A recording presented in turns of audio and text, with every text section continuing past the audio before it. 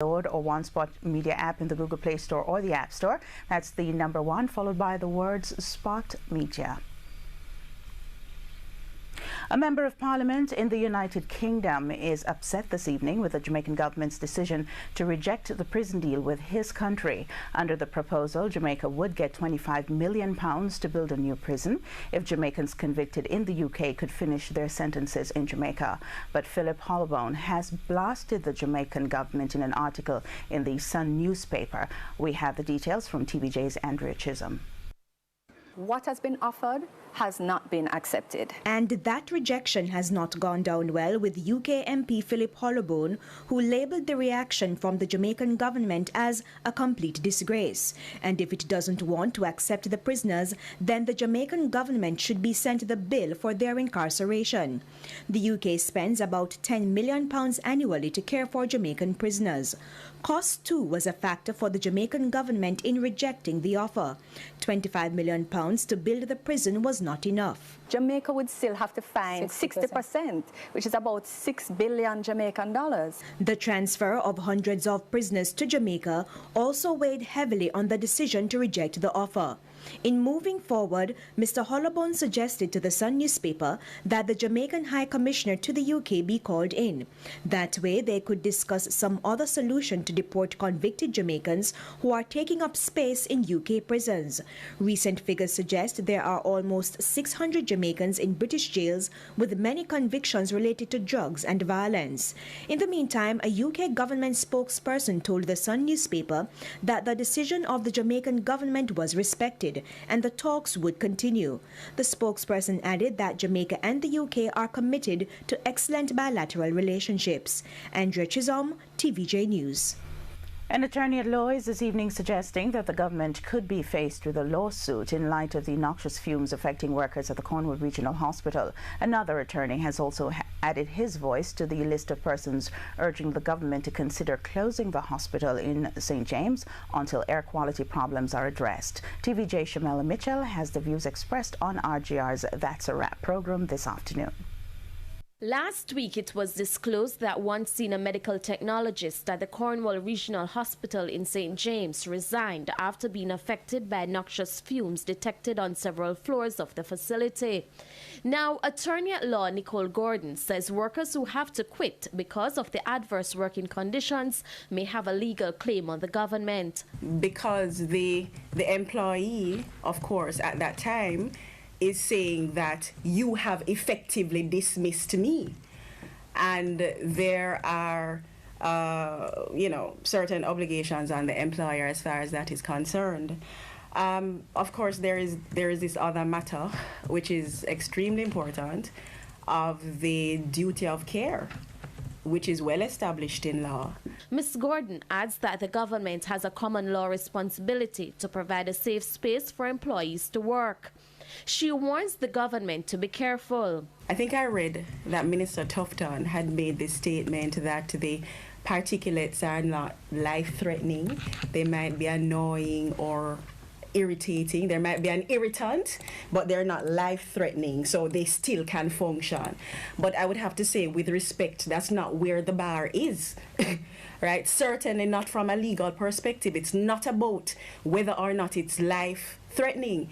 It is about whether or not they have fulfilled their responsibility to protect their employee. Meanwhile, since there is no immediate solution to the problem, attorney at law Ian Wilkinson was asked whether or not the hospital should be closed. It might very well be the right decision to do, especially if these noxious fumes are emanating and you don't know the source. It might very well be that you have to quarantine, seclude people, put them in a safe place until such time as you can ascertain what is happening. What if the damage being done is likely to be greater than one thinks? The long-term effect might be serious. So it might be a counsel of prudence for the relevant authorities to say, until such time as we are fully au fait or aware with what is happening, let us take the precautionary steps and protect our people. Shamela Mitchell, TVJ News.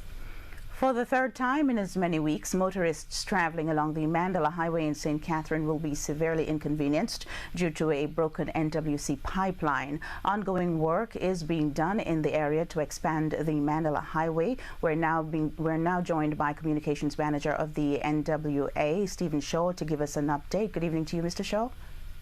Hi, good evening. Mr. Shaw, it's the same 18-inch water main that has been broken. Why do we have these constant disruptions, sir? Well, as you read, the area continues to be a work zone, and the type of work that is being done lends itself to the possibility of the water main being broken. And so we have been working with the Water Commission on a plan for the distribution of water through along the Mandela Highway. What happened today was that one piece of the equipment that's working there, it was digging a hole, and in the process, the pipe was broken. Okay, will repair works begin tonight? Well, we have been in touch with the Commission, and they have decided to turn off the water, and that will allow time between this evening and tomorrow for the water to recede, and thereafter the disrupted area should be repaired. Importantly, though, is that two lanes, the carriageway that's carrying traffic from the direction of Spanish Town towards the city, the two lanes are open, so there isn't an impact outside of water. And so because there's some amount of water on the carriageway, persons tend to slow, and this is what is causing some amount of traffic along the Mandela at this time. And finally, sir, what are the plans that will be put in place to ensure that there's a smooth flow of traffic for tomorrow morning? Well, the first thing is that the Water Commission has decommissioned that particular line. So by tomorrow morning, we expect that there will be no water in that area. And so persons should be able to move along that section of the Mandela in the same way that they would have been accustomed to before 3 or 4 o'clock today when the disruption took place. Thank you so much, Mr. Stephen Shaw. That's Stephen Shaw's Communications Manager at the NWA. Coming up in Primetime Sports Sunday, Jamaica's under-17s avoid defeat for the first time in 5 friendlies.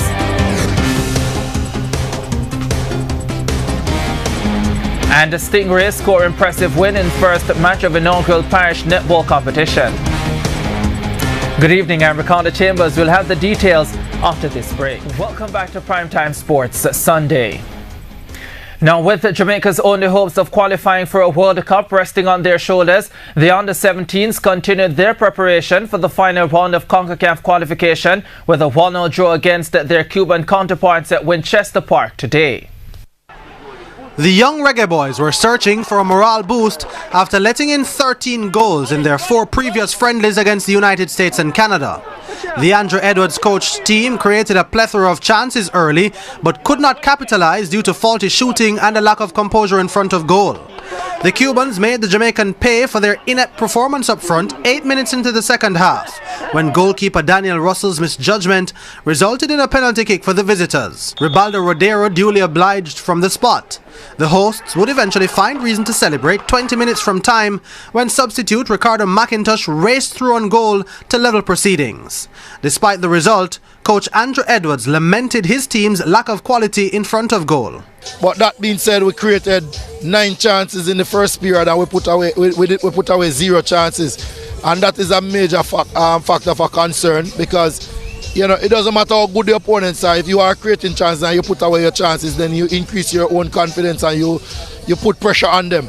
And I thought that our decision making, particularly one situation with Raywin Senior, another one with Trayvon Reed, and then again with Nicky Daly, the decision making was just not at the level that we expected to be to take us to a World Cup berth. However, the Cubans were far less critical of their performance. Yeah, he believes the game was one that both teams had control of the ball at different intervals. They both got chances at goal, so he thinks the 1-1 score is a good score line for both teams.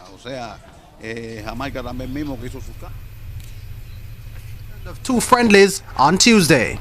Jordan Fort, TVJ Sports.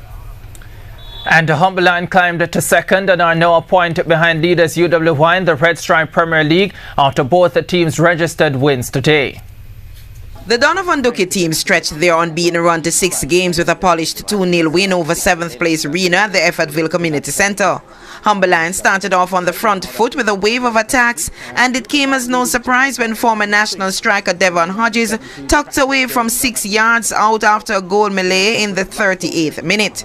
Francois Swebe extended the hosts' lead 5 minutes after the break with a beautifully finished header from inside the area.